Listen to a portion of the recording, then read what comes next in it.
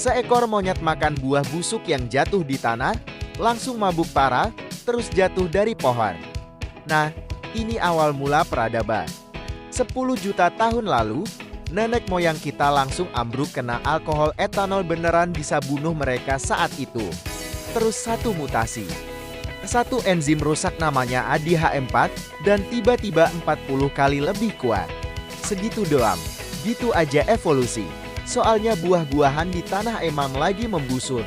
Fermentasi, pada dasarnya udah jadi wine dan ada yang harus makannya.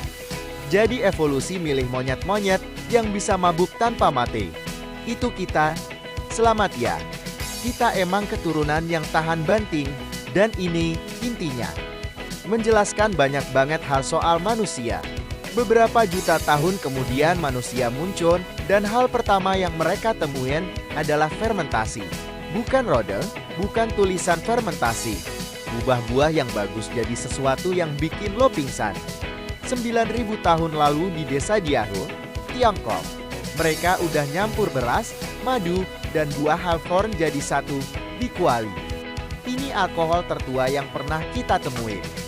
Dan orang-orang ini udah punya ini sebelum punya hal lain apapun. Di Göbekli Tepe mereka lagi bangun tiang batu raksasa dan di sebelahnya dia minum bir dari bak batu gede. Biasa aja. Dan di sini beberapa arkeolog bilang gimana kalau pertanian itu diciptain bukan buat roti, tapi buat bir? Maksudnya mereka menetap bangun kota, ciptain negara cuma biar ada tempat buat nyimpen minuman keras. Peradaban proyek gede banget ini mungkin cuma efek samping dari pengen minum bir hari Jumat malam.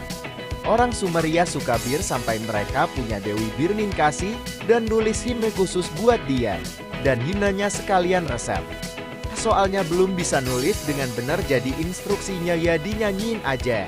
Mereka minum pakai sedotan dari bambu dari satu kuali bareng-bareng. Persis kayak pesta, tapi 5.000 tahun lalu di Mesir. Pekerja yang bangun piramida dibayar pakai bie. Beneran, beberapa liter sehari itu gajinya. Monumen terbesar dalam sejarah manusia yang dibangun sama orang-orang yang digaji pakai miras. Gimana menurut lo soal peradaban? Dan gak ada yang nganggep ini aneh soalnya airnya kotor dan emang bisa bikin mati kalau diminum. Ribuan tahun lamanya alkohol beneran lebih aman dari air minum. Mabuk itu ya sama aja kayak menjaga kebersihan. Proses masak bunuh bakterinya. Alkohol bunuh sisanya intinya ini layanan kesehatan versi zaman dulu.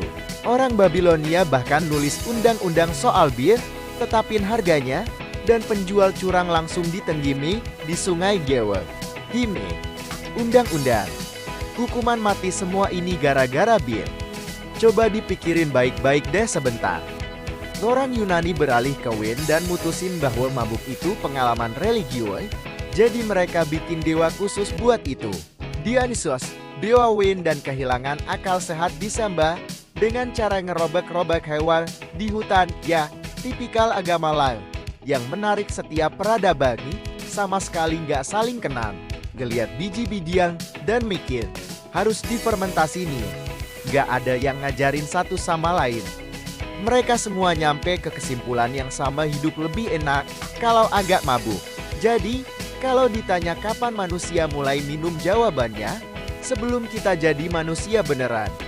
Kita turun dari pohon udah, dalam kondisi agak mabuk, dan sejak saat itu kita terus ngejar perasaan itu. Mungkin semua ini pertanian, kota, dewa. Undang-undang cuma satu alasan panjang buat terus minum. Kita nggak bangun peradaban terus nemuin bar. Kita bangun barnya dulu peradabannya nyusul sendiri. Jadi next time lo angkat gelas ingat seekor monyet yang jatuh dari pohon 10 juta tahun lalu. Dia yang mulai semua ini. Dan jujur aja, sampai sekarang kita masih nggak tahu gimana cara berhentinya.